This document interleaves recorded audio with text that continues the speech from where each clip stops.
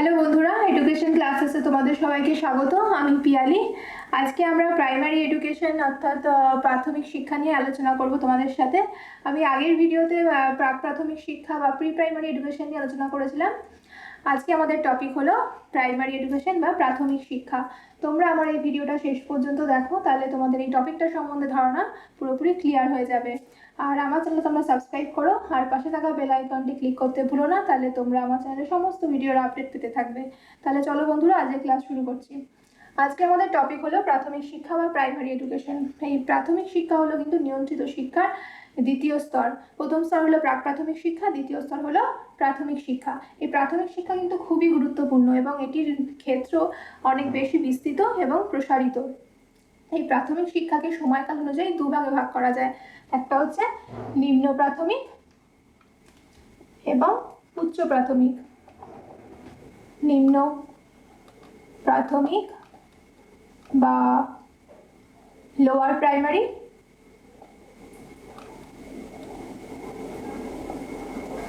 আর উচ্চ প্রাথমিক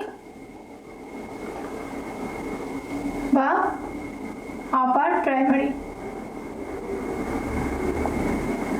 lower primary হচ্ছে 4 বছরে, তোমরা জানো, ক্লাস 1 থেকে ক্লাস 4, অর্থাৎ প্রথম শ্রেণী থেকে চতুর্থ শ্রেণী আমাদের নিম্ন প্রাথমিক বা লোয়ার প্রাইমারি হিসেবে ধরা হয়। কত বছরের? তাহলে 4 বছরের। আর আপার প্রাইমারি বা উচ্চ প্রাথমিক শিক্ষা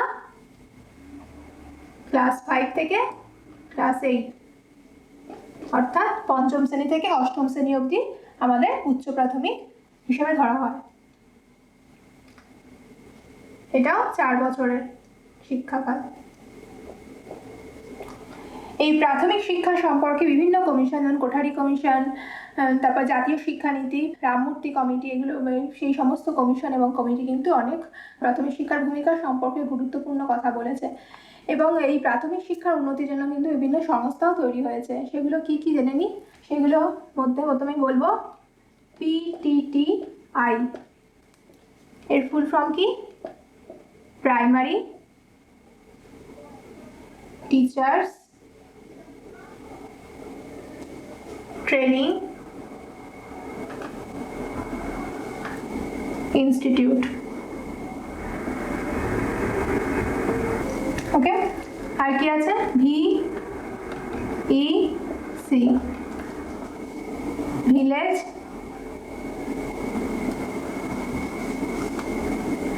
এডুকেশন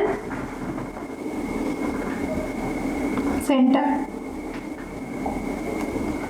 এছাড়াও আছে ডায়েট। এই সব সংস্থাগুলো কিন্তু প্রাইমারি শিক্ষা বা প্রাইমারি এডুকেশনের জন্য কাজ করে চলেছে। ডিস্ট্রিক্ট,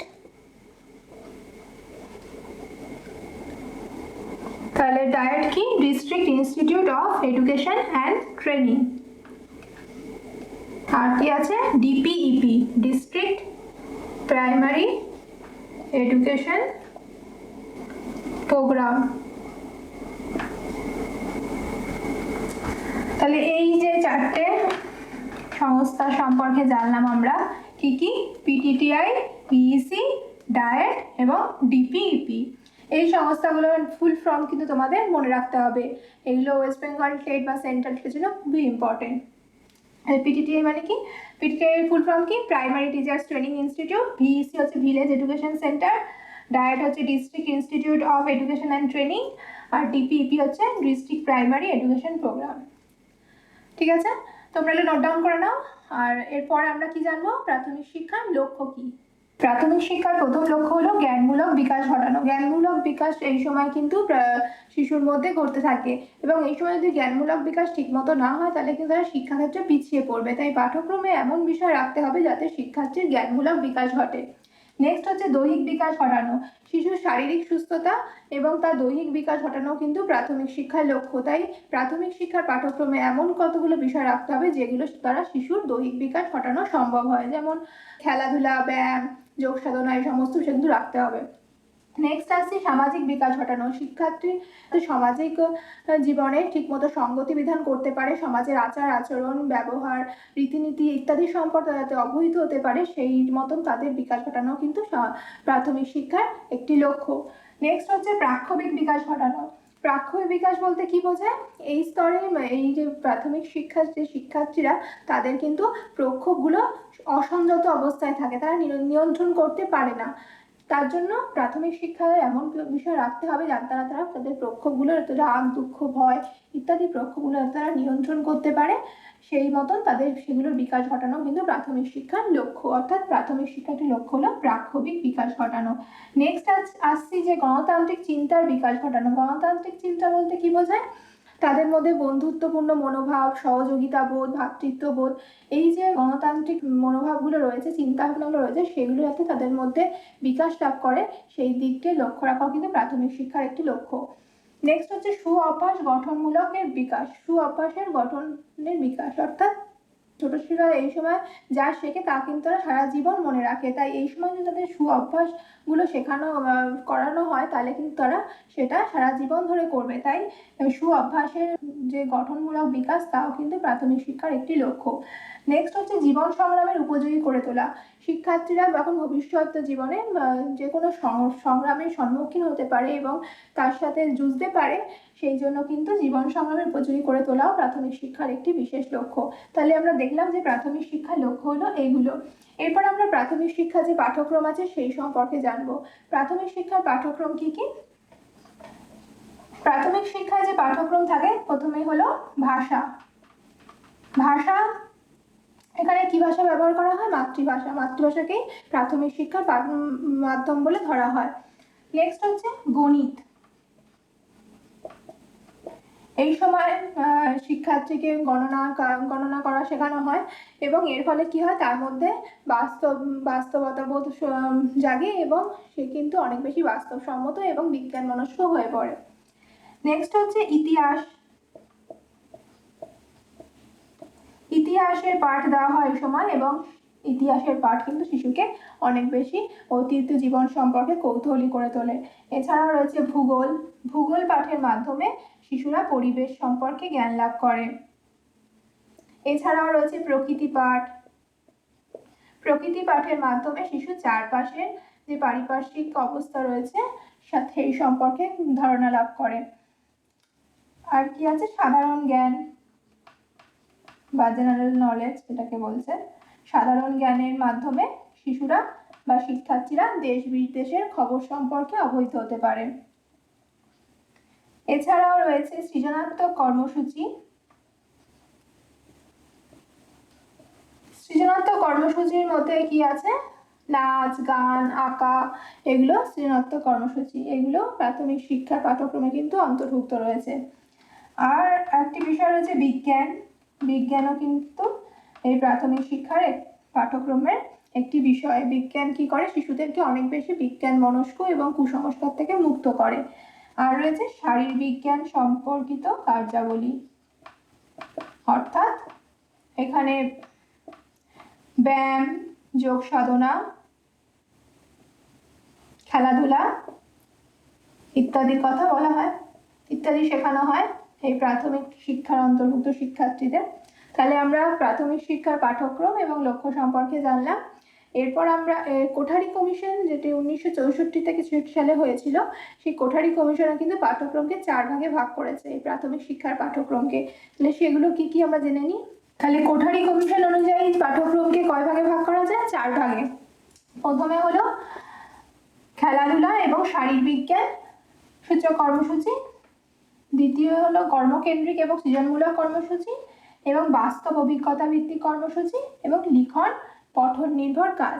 এই 4 ভাগে কিন্তু কোঠারি কমিশন প্রাথমিক শিক্ষার পাঠ্যক্রমকে ভাগ করেছিলেন।